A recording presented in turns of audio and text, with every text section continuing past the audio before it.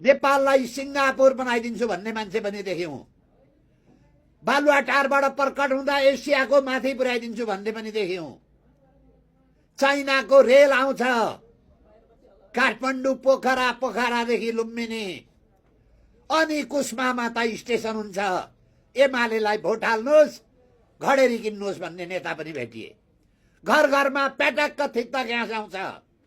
अब सिलिन्डर बोक्ने जमाना गए भने पानी जहाजका कुरा गरे, गरिबी उन्मूलनका कुरा गरे, तर जम्मै कथा जम्मै विचार गजाडीका गफ भए।